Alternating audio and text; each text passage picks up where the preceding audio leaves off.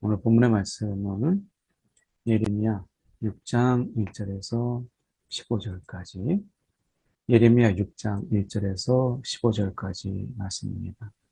오늘 말씀을 통해서 보려고 하는 것은 하나님께서 직접 이제 북방에 있는 그 바벨론을 이끌고 이제 와서 이스라엘을, 유다를 치시는 하나님.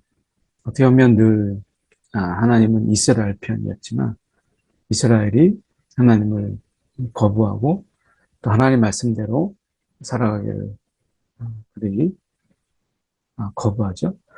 또한 이 하나님을 두려워하지 않고 그들이 하나님을 때로는 말씀을 무시하는 이런 삶의 이런 지속함, 이런 반복이 결국엔 하나님이 그들을 징계하고 심판하게 하시는 이런 이유가 되죠.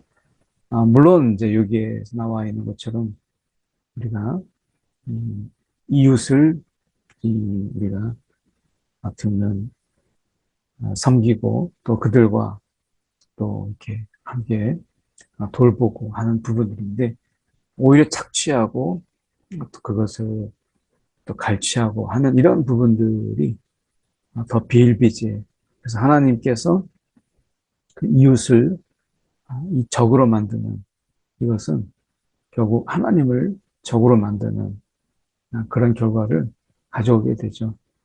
결국 우리가 일상 속에서 우리가 하나님이 이제 함께 하시는 결국 일상이라고 하는 속에서 늘 만나고 또 우리가 부딪히는 그런 사람들 속에서 우리가 어떠한 삶을 사느냐. 그리고 하나님의 관계라고 하는 이것이 또 형이상학적이거나 굉장히 어떤 철학적인 관념에서 이런 머무는 것이 아니라 하나님께서 하나님의 관계가 우리의 삶의 자리 속에서 이웃과의 관계, 다른 사람과의 관계, 이것을 통해서 겨우 하나님의 그 관계가 이웃과의 관계 속에서 연동되어 있고 이것이 서로 깊은 관련이 있다라고 하는 것을 말씀하세요.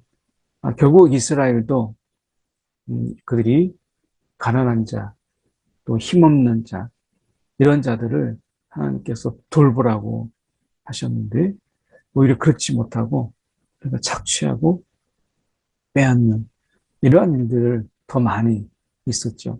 그래서 결국 그러한 모습들이 하나님이 그들을 심판하게 되는 이러한 일들을 보게 돼요.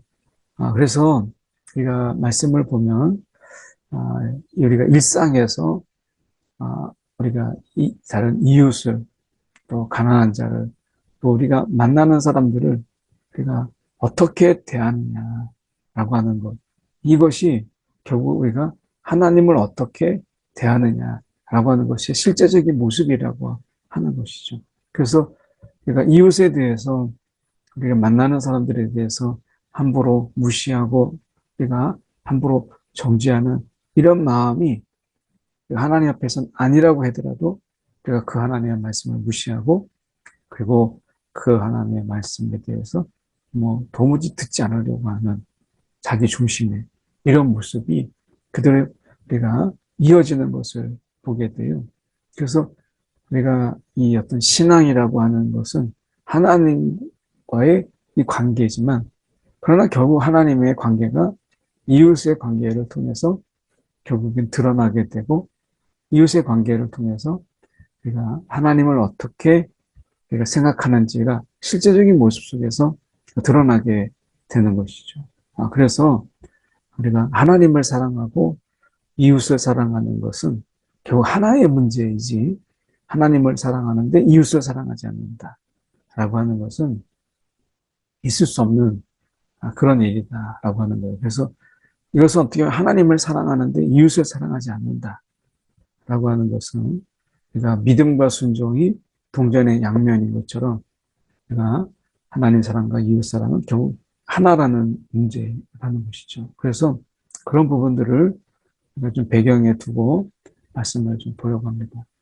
베냐민 자손들아 예루살렘 가운데로부터 피난하라. 예루살렘으로부터 피난하라. 그러니까 예루살렘은 하나님의 시온성으로 절대 무너지지 않는, 뒷문, 이 너무나 안전한 이런 곳으로 그가 되어 있잖아요. 그런데 드보아에서 나팔을 불고 이 베닷게렘에서 깃발을 들라 재앙과 큰 파멸이 북방에서 엿부어 오미니라. 이 북방에서 오미니라. 그래서 나팔을 불고 깃발을 들고 막 경고하고 하라는 거에 아름답고 우아한 시온의 딸을 내가 멸절하리니. 내가 멸절하리니. 하나님께서 이 시온의 딸, 이 예루살렘을 하나님께서 멸절하겠다. 이렇게 말씀하세요. 그러니까 하나님이 지금 이 북방에 쳐들어온 자들이 가장 먼저 선발대에 서서 하나님이 진격의 명령을 내리시고 하나님이 그들을 멸절하시겠다는 거예요. 그래서 제가 목자들이 그 양떼를 몰고 와서 주위에 자기 장막을 치고 그 처소에서 먹이리로다. 이제 너희는 그를 칠 준비를 하라. 정오와 올라가자. 아깝다. 날이 기울어 저녁이 길었구나. 저녁 그늘이 길었구나. 일어나라. 밤에 올라가자. 요새를 헐자. 그들의 사기가 이 북방에서 오는 군대의 사기가 얼마나 사기 충전한지 지금 그들이 정오, 그 뜨거운 날에 그 뜨거운 때에도 올라가자. 그 뜨거운 때 쉬자 하지 않고 올라가자. 우리가 치자. 그러니까 이 바벨론이 그런 거잖아요. 그게 좀 쳐들어오는데 그 하나님께서 선두에 서서 공격을 명하고 할 때 그들이 얼마나 이 사계가 가득한지. 그래서 이 전쟁에 혈안이 되어서 막 그 죽이고 빼앗고 하는 일에 그들이 정오에 올라가자. 아깝다. 하루가 짧다는 거예요. 그 저녁 그늘이 길었구나. 그러나 내가 쉴 수 없다. 밤에라도 올라가서 그 요새들을 헐자. 그러니까 막 한낮에도 밤에도 그들이 쉬지 않냐고 그렇게 폭풍처럼 몰려와서 공격할 것이다 하는 거예요. 그래서 어떻게 보면 하나님께서 이것을 가장 먼저 앞에서 하나님이 그들을 독려하시니까 이렇게까지 엄청난 폭풍처럼 쓰나미처럼 몰려오는 거예요. 만군의 여호와께서 이와 같이 말합니다. 너희는 나무를 베어서 예루살렘을 향하여 목책을 만들라. 이는 벌받을 성이다. 그래서 성문을 부시듯이 그 앞에 뾰족하게 해가지고 그것을 막 부시는 거예요. 그래서 목책을 만들라. 이는 벌받을 성이다. 그래서 오직 그 중에는 포악한 것뿐이니라. 그래서 하나님이 예루살렘을 이야기할 때 이 포악한 것이라고 이야기하시잖아요. 그 샘이 그 물을 솟구쳐낸 같이 그가 악을 드러내니 폭력과 탈취가 거기에 들리며 이렇게 말씀합니다. 폭력과 탈취가 거기에서 들리며 질병과 살상이 내 앞에서 계속 합니다. 이게 뭐와 같아요? 우리가 여리고성을 향해서 하나님이 헤렘을 선포하고 다 침면하라 말씀하시는 바로 그 하나님. 지금 유다를 향해서 하나님이 그렇게 말씀하고 계십니다. 마치 지금 예루살렘 그 남유다에 하나님이 저 여리고성이 외치셨던 선언하셨던 선포하셨던 그 헤렘을 지금 이 예루살렘에 하나님께서 선포하시는 것을 우리가 보게 돼요. 예루살렘아 너는 훈계를 받으라. 훈계를 받으라. 이 훈계를 받는 게 그렇게 어렵다는 거예요. 그 사람들 속에서 우리가 어떻게 보면 이 하나님의 훈계를 받는다는 것. 그만큼 사람들이 어리석어요. 그러니까 우리가 생각해 볼 때 우리가 그런 것을 우리가 보면은 사람이 정말 충고를 받고 하나님 앞에서 우리가 이런 어떤 훈계를 받는 게 정말 어려운 거예요. 받아들이질 않아요. 사람들이. 그러니까 이게 얼마나 우리가 이 하나님의 교훈, 그러니 사람의 이런 교훈을 받는다는 게 얼마나 어렵습니까? 그래서 이 훈계를 받는다라고 하는 것, 이게 그렇게 어렵다. 그래서 훈계를 받으라. 하나님이 이렇게 말씀하세요. 그래야지 아니하면 내 마음이 너를 싫어하고 너를 황폐하게 하여 주민이 없는 땅으로 만들리라. 지금 하나님께서 말씀하시는 건 뭐예요? 훈계. 하나님이 말씀하시는 것은 너 이거 훈계를 받으라. 훈계를 받으라. 이 뭔가를 깨달음을 거기서 뭘 깨닫는 게 좀 있어라. 라고 하는 거죠. 지금도 성령은 그 가운데 죄에 대해서, 의에 대해서, 심판에 대해서 책망하시는 영이세요. 그래서 성령을 통해서 우리 가운데 그 깨달음을 주시잖아요. 그래서 죄에 대해서 우리가 깨닫게 해서 회개하게 하시고, 우리가 심판에 대해서 주님 앞에 정말 흠없는 자로 주님이 오실 때에 흠 없는 자로 세우시기를 원하시는 게 아버지의 뜻이잖아요. 그래서 성령이 우리 가운데 계속해서 책망하시고, 그래서 깨닫게 하시는 거죠. 근데 우리가 어떻게 해요? 우리가 정말 어려워하는 게 이 훈계를 받는 거. 누군가에게 우리가 이 훈계하는 걸 좋아하지만 훈계를 받아들이는 것은 정말 우리가 어려워해요. 그래서 이것을 우리가 보면 자존심이 상하게 하고, 그게 하나님의 훈계를 할지라도 우리는 그것을 기분 나빠하게 하고, 또 그것이 옳음에도 불구하고 그것을 받아들이지 않는 그런 오만이 있어요. 우리 안에.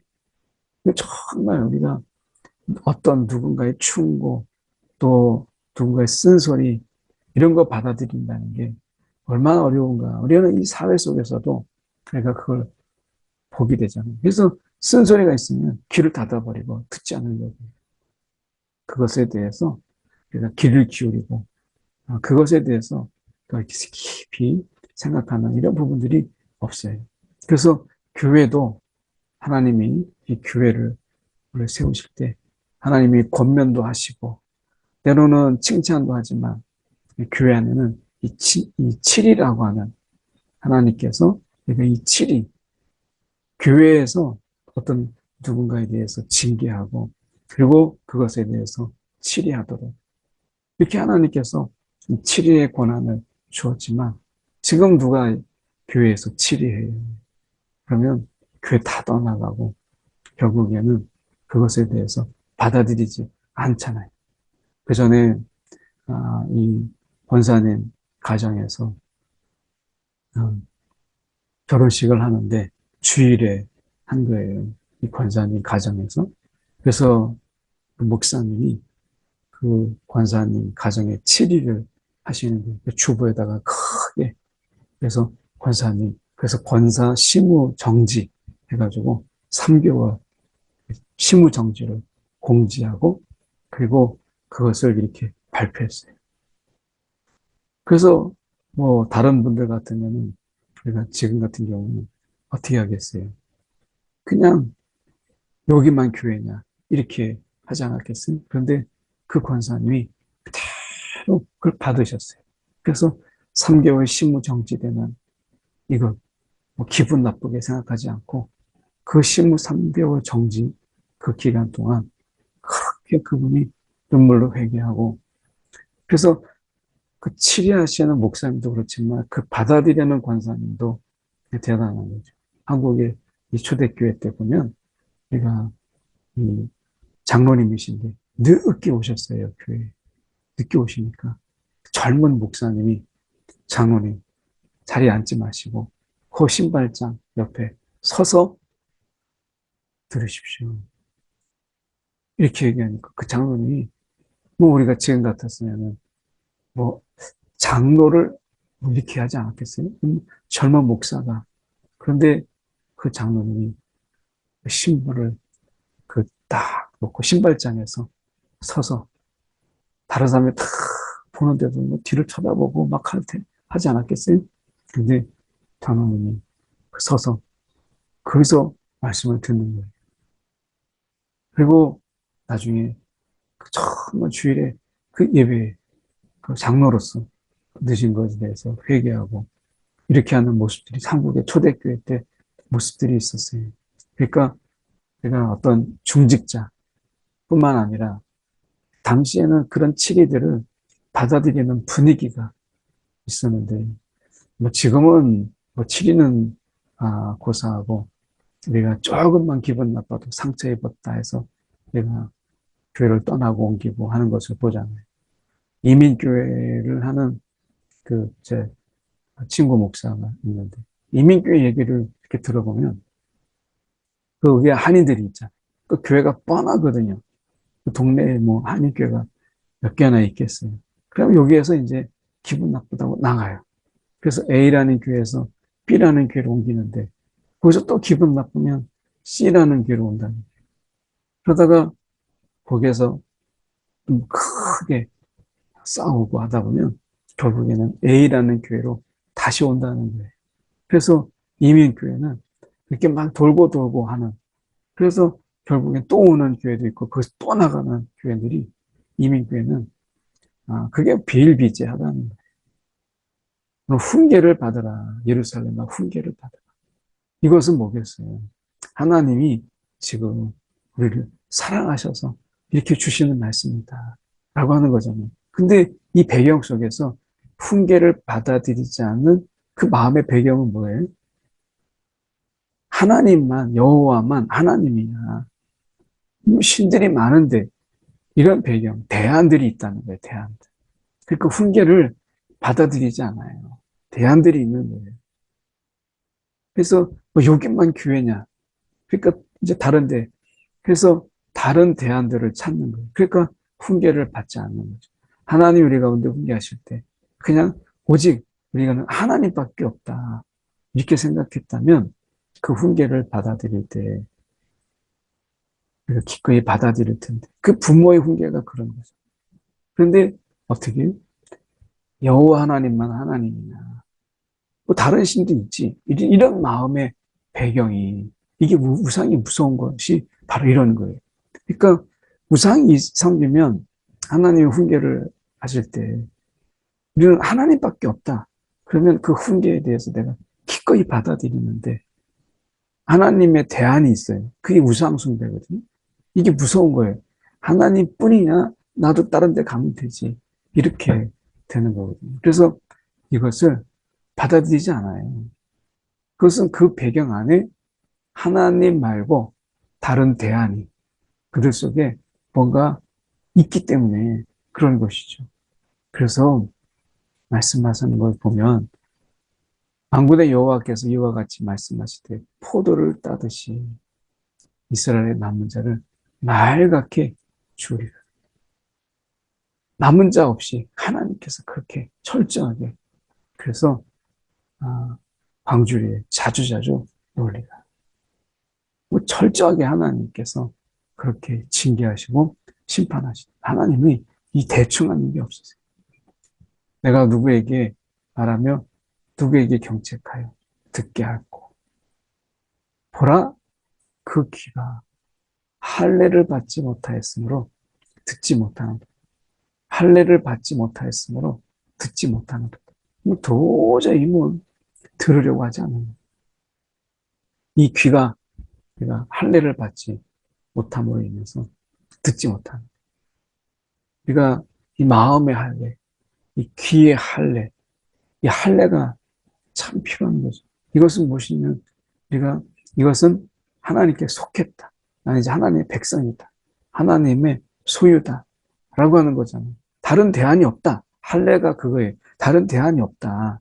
나는 오직 어떤 경우에도 하나님뿐이다. 라고 하는 거잖아요. 그게 이제 할례라는. 그러니까 이 귀가 할례를 받아서 나는 오직 하나님께만 내 귀를 기울인다. 라고 하는 건데, 할례를 받지 않으면 이제 난 속한 자가 아니니까. 뭐 우상의 소리, 세상의 소리, 그리고 우리가 온갖 미혹의, 이런 거짓의 연의 미혹의 소리에도 내 귀가 고정돼 있지 않아요. 채널이 고정돼 있지 않는 거예요. 우리가 라디오를 들을 때 어떻게 라디오가 있지만 방송이 많은 방송이 있지만 채널이 맞지 않으면 이해 안 되잖아요. 서울에서 맞추고 채널을 틀고 가다가 지방에 가면 같은 방송이라도 채널이 바뀌어요. 계속. 그러니까 고속도로에 보면 채널에 안내가 나오잖아요. FM 얼마 얼마 메가헤르츠 이렇게 나오잖아요. 그걸 바꿔요. 그 채널이 맞는 거죠. 그러니까 우리가 귀가 할례를 받으면 어느 상황이든 어떤 상황이든 내가 채널을 자꾸 하나님께 맞추는 거예요. 어떤 상황 속에서도. 그런데 귀가 할례를 받지 않으면 그냥 들리는 대로 그 지직거리는 대로 때로는 다른 방송이 막 껴들어오는데도 그걸 듣는 거죠. 그래서 귀가 할례를 받지 못한다. 그 우리의 귀는 이제 하나님께만 우리의 귀를 우리가 내미는 거죠. 근데 그렇지 못함으로 인해서 하나님의 말씀을 어떻게 해요? 욕으로 받아들인다. 하나님 또 욕하시는구나. 하나님 욕하는 걸로 받아들인다는 거예요. 그리고 이를 즐겨 듣지 않아. 누가 욕을 듣고 싶어 하겠어요? 그러니까 하나님 욕하는구나 오늘. 너는 뒤져라 이런 거잖아요. 그러니까 이것을 즐겨 듣지 않는 거예요. 그러므로 하나님이 분노하실 만하죠. 여호와의 분노가 참기 어렵도다. 그래서 어떻게 하면 우리가 다 늙으니까지 나이 든 사람 늙으니까지 다 잡히리로다. 아이들 뭐 다 가릴 게 없어요. 그래서 우리가 집과 밭과 아내가 타인의 소유로 이건 너무 비극, 전쟁의 비극이 바로 이런 거죠. 전쟁의 비극이라는 게 집과 밭만 빼앗기는 것이 아니라 가족이 막 해체되고 그리고 아내가 타인의 소유로 내가 돼서 뭐 잠깐 즐기다가 나중에는 뭐 죽여버리고 또 노예를 삼고 이런 일이 비일비재하죠. 처참한 거죠. 전쟁이 나면 아이들과 부녀자들의 이런 비극은 뭐 이루 말 못하는 남수단에 이렇게 가보면 또 이제 우간다 난민들을 보면 그들의 그 비통함이라고 하는 것은 이루 말할 수가 없어요. 그 중에 하나가 이 남자가 전쟁에 나가서 없다 보니까 그래서 이 한 남자의 아내가 둘, 셋 이렇게 돼요. 비극이죠. 그래서 어떻게 보면 내가 이 전쟁이라고 하는 건 너무나 무서운 거예요. 근데 내가 하나님께서 그 앞에 선봉에 서서 하나님이 이렇게 심판하시는. 근데 그 첫 번째 이유가 뭐예요? 훈계. 도대체 뭐 하나님의 경고 이런 것을 받아들이지 않는 거예요. 결국에는 이 훈계는 어떻게 와요? 하나님께서 말씀하실 때 이 훈계는 들어야 돼요. 듣지 않는 거예요. 듣지 않는 거예요. 하나님의 말씀에 우리가 말씀에 정말 경각심을 갖고 긴장하고 영적 긴장하고 그래서 우리가 아이를 기르는 그 엄마는 많은 아이들이 울어도 자기 아이들을 구별해서 그 긴장하며 듣잖아요. 뭘 하더라도 아이가 혹시 우는가 이런 거죠. 우리가 세상 속에 살아도 하나님의 그 음성에 귀를 기울이고 채널을 고정하고 살아가는 영적 긴장, 어떤 경각심, 깨어있는 이런 부분들이 필요한 것이죠. 그런데 이 없으면 이런 비극이 있는 거예요. 그래서 말씀해 보면 가장 작은 자로부터 큰 자까지 다 탐욕을 부리며 다 탐욕을 부리지 않는 자가 없다는 거예요. 이건 전염이 되잖아요. 다. 쟤도 그래? 나도 그래야 돼. 그렇게 안 하면 손해보는 것 같아요. 선지자로부터 제사장까지 다 거짓을 행합니다. 선지자로부터 제사장까지 다 거짓을 행합니다. 뭐 거짓을 행하지 않는 자가 없어요. 그래서 상처를 가볍게 여기면서 내 백성의 상처를 가볍게 여기면서 평강하다. 뭐 지도자들이 백성의 상처 착취하고 빼앗고 그런 울부짖는 그들에 대해서 가볍게 여기면서 평강하다. 그 백성들도 우리가 이런 지도자들을 보면서 그들도 역시 거짓 평안 속에서 그들도 그렇게 살아가는 것이죠. 그래서 가증한 이 부끄러움을 잊어버리는 부끄러움. 조금도 이 부끄러움을 알지 못한, 이 부끄러워야 될 것을 부끄러워하지 못하는. 그래서 하나님이 벌하시는 그들을 내가 거꾸로 치리라. 그들이 거꾸로 치리라. 하나님이 그렇게 말씀하시는 오늘 이 말씀 속에서 하나님의 훈계를 받으라. 오늘 성령의 책망, 이 성령의 책망 속에서 내가 귀를 기울이고 성령의 예언과 또 성령의 이런 교훈이 있지만 성령이 깨닫게 하시는 이런 책망의 소리에도 우리가 듣기 싫어도 우리가 예언하고 한 성령께서 우리 가운데 막 소망을 이야기하고 할 때 얼마나 좋아요. 그런데 그 책망의 소리에도 내가 귀를 기울여서 우리가 우리의 귀가 정말 성령께 할례를 받아서 성령께 우리가 정말 할례 받은 귀로 그분께 채널이 고정되어 있는 그러한 삶 우리가 살아가기를 소망합니다. 우리 함께 기도할 때 주님 우리의 들음이 할례가 있게 하시고 오늘 마음을 기울여 하나님께 우리가 듣는 자가 되게 주옵소서. 우리 기도하시고요. 우리가 한 가지 더 우리 기도들이 자녀들을 위해서 다음 세대들을 위해서 기도했으면 좋겠습니다. 세상에 마음 빼앗기고 우리가 귀 빼앗기지 않고 어려서부터 하나님의 음성에 귀를 기울이는 자가 되게 되라고 우리 이 책망과 또 다음 세대를 위해서 함께 우리 기도하겠습니다. 사랑에 많으신 하나님 아버지 주님 이 시간에 기도합니다. 오늘도 이 아침에 오늘도 말씀을 통해서 우리가 하나님의 그 음성 또 성령의 그 책망에 얼마나 민감했는지 오늘 때로는 그 하나님의 책망에 대해서 내가 무시하고 가볍게 듣고 마는 그래서 시쳇말로 내가 세상 속에서 내가 개가 짖어도 닭이 울어도 기차는 지나간다는 식으로 우리가 언제나 말 위에 외치고 하나님의 그런 책망 속에서도 우리가 귀 기울이지 않는 자가 아니었는지 주님 돌아보게 하여 주시옵소서. 오늘도 우리의 주장은 있고 들음은 없는 자가 아니었는지 돌아보게 하여 주옵소서. 우리의 다음 세대를 주님께서 기억하여 주시고 하나님 세상에 많은 소음과 거짓의 소리들이 넘쳐나는 그래서 무엇보다도 세상에 그런 소리에 크게 노출되어 있는 우리의 다음 세대들을 기억하셔서 오늘도 성령의 책망, 하나님의 책망의 소리에 하나님의 귀를 기울이는 그런 지혜로운 우리 자녀들이 되게 하여 주옵소서. 아버지, 주님, 그들을 인도하여 주시옵소서.